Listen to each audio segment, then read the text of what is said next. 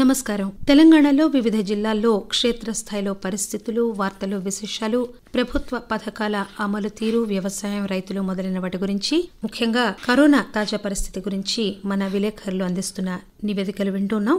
ఈరోజు హైదరాబాద్ జిల్లాకు సంబంధించిన తాజా విశేషాలు అందిస్తున్నారు మన విలేకరి సురేష్ ధర్మపురి.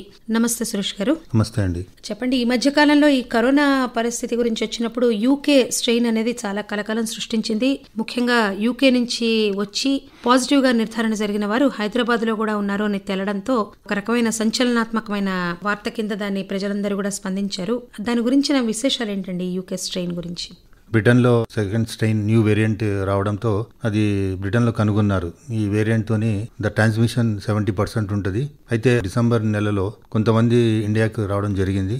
అట్లాగే హైదరాబాద్ కూడా వచ్చారు, ఆంధ్రప్రదేశ్ కూడా చేరారు. దాంతో ప్రభుత్వము అప్రమత్తమై ఎవరైతే వచ్చారో యూకే నుంచి వాళ్ళందరినీ ఐడెంటిఫై చేసి వాళ్ళకి టెస్ట్ చేస్తే దాంట్లో ఇప్పటి వరకు 3 న్యూ వేరియంట్ యూకే స్ట్రెయిన్ వచ్చినట్టు CCMB పేర్కొంది. అలాగే వారిని ఐసోలేషన్లో పెట్టి ఎవరైతే వాళ్ళతోని తిరిగారో, వాళ్ళతో కూర్చొని మాట్లాడారో వాళ్ళ కుటుంబ సభ్యులతో సహా అందరినీ క్వారంటైన్లో పెట్టారు. అంత పెద్ద భయపడే సమస్య కాదు ఇది. అలాగే ఆంధ్రప్రదేశ్ మహిళ ఢిల్లీ క్వారంటైన్ హోమ్ నుంచి తప్పించుకుని రాజమండ్రి వెళ్లిపోయి అక్కడ మళ్ళా ఆ ప్రభుత్వం అధికారులు ఆమెను ట్రేస్ చేసి పట్టుకుని మళ్ళా టెస్ట్ చేయడంతో పాజిటివ్ అని తేలింది. తర్వాత ఆ ప్రభుత్వం కూడా అప్రమత్తమైంది ఈ విషయంలో.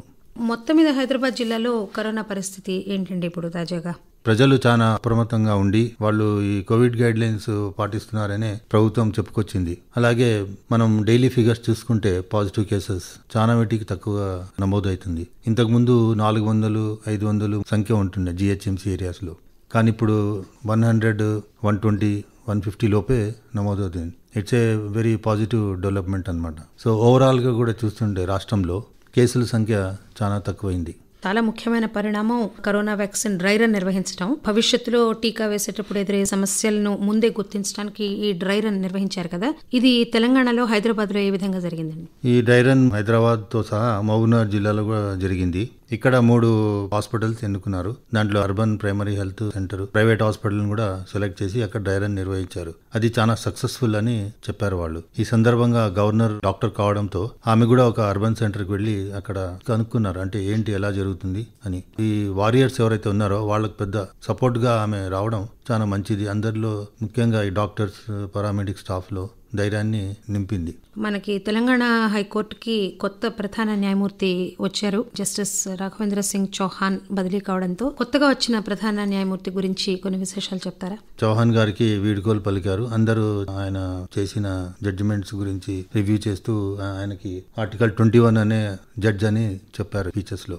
అది 100% కరెక్ట్. ఆయన ఫ్రీడమ్ ఆఫ్ స్పీచ్ తో కాక ఎవరు ఏం పని చేయాలి, వ్యవస్థ ఎలా ఉండాలనే చాలా వివిధ జడ్జిమెంట్స్ లో ఆయన చెప్పడం జరిగింది. కొత్తగా నియమించిన చీఫ్ జస్టిస్ హీమా కోహ్లీ గారు, ఢిల్లీ హైకోర్టు చీఫ్ జస్టిస్ ఆమె ఈ నెల 7వ తారీఖు ప్రమాణ స్వీకారం చేస్తారు గవర్నర్ ముందు. ఈ మధ్యకాలంలో మనకు మళ్ళీ నూతన సంవత్సరాది కూడా వచ్చింది. ఈ నూతన సంవత్సర వేడుకలు జరిగాయి. రెండోది, మన ముఖ్యమంత్రి గారు ఆ సందర్భంగా రాష్ట్ర ప్రభుత్వ ఉద్యోగులకు చాలా వరాలు అవి ప్రకటించారు. వాటి వివరాలు. ముఖ్యమంత్రి గారు ఎంప్లాయీస్ కి వయోపరిమితం పెంచడం, PRC ఇంప్లిమెంట్ చేస్తామని చెప్పడం జరిగింది. ఇమ్మీడియట్ గా ప్రమోషన్స్ ఇవ్వడం, ప్లస్ ఆ వేకెన్సీస్ లో ఫిల్అప్ చేసి ఎంప్లాయ్మెంట్ చేకూరుస్తామని చెప్పారు. It's a very good announcement by మా చీఫ్ మినిస్టర్. ఎందుకంటే చాలా మంది యూత్ గానీ ఎంప్లాయీస్ లో కూడా ఏళ్ల నుంచి వెయిట్ చేస్తున్నారు PRC ఇంప్లిమెంట్ చేయాలని, ఇంతవరకు అమలు కాలేదని.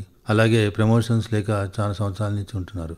It's a very good thing. వాళ్ళకు ఒక చేయూతనిచ్చినట్టు. అంటే ఎంప్లాయీస్ ఈ వరాలతో తప్పకుండా విత్ ఫ్రెష్ ఎనర్జీ వాళ్ళు ప్రజాసేవలో ఉంటారని అనుకుంటున్నాం. తెలంగాణ ఉద్యోగులకు మంచి కానుకలతో నూతన సంవత్సరం ఆశాజనకంగా ప్రారంభమైంది.